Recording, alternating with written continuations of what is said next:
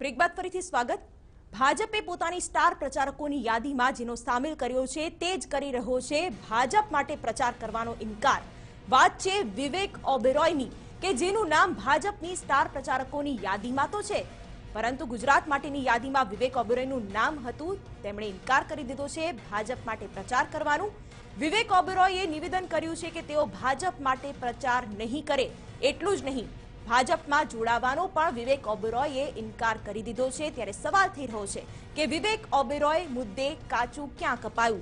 શું વિવેક ઓબેરોયને પૂછ્યા વગર જ ભાજપે તેમનું નામ સ્ટાર પ્રચારકોની યાદીમાં નાખી દીધું કે પછી વિવેક ઓબેરોયે પલટી મારી છે?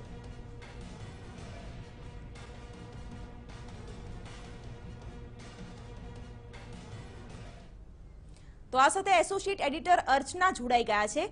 અર્ચના, પહેલા તો જે 40 સ્ટાર પ્રચારકોનું નામ સામે આવે છે તેમાં વિવેક ઓબેરોયનું નામ સામેલ છે અને વિવેક ઓબેરોય હવે કહી રહ્યા છે કે પોતે ભાજપમાં જોડાશે પણ નહીં, ન તો ભાજપ માટે પ્રચાર કરશે।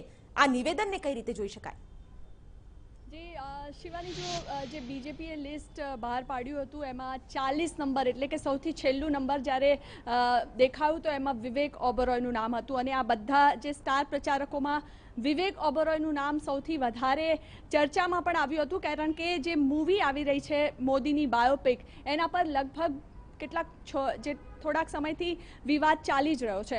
હવે આજે જ્યારે વિવેક ઓબેરોય સાથે આપણી વાત થઈ TV9ની ટીમ સાથે, તો એમણે સ્પષ્ટતા કરી છે કે ના તો તેમને પોલિટિક્સમાં કોઈ ઇન્ટરેસ્ટ છે, ના તેઓ પાર્ટી જોઈન કરવા માંગે છે અને ના તેઓ અત્યારે કંઈ પણ પ્રચાર વિશે વિચારી રહ્યા છે। એટલે એમણે પ્રચારની વાતનું જે છે એ ખંડન કર્યું છે।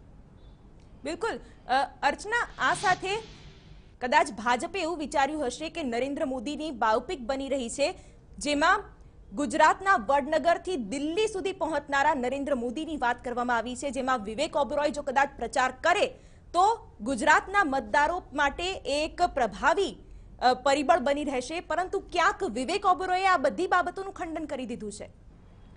શિવાની, અહીંયા બે વસ્તુ છે, કારણ કે જો કોંગ્રેસ લગાતાર છેલ્લા કેટલાય સમયથી વિપક્ષ આખો ભેગો થઈને આના પર પ્રહાર કરી રહ્યો છે કે જે બાયોપિકનું ટાઈમિંગ છે એ જે છે એ જે ચૂંટણીના સમયને લઈને થઈ રહ્યું છે, એટલે એ પ્રભાવ પાડી શકે છે મતદારો પર।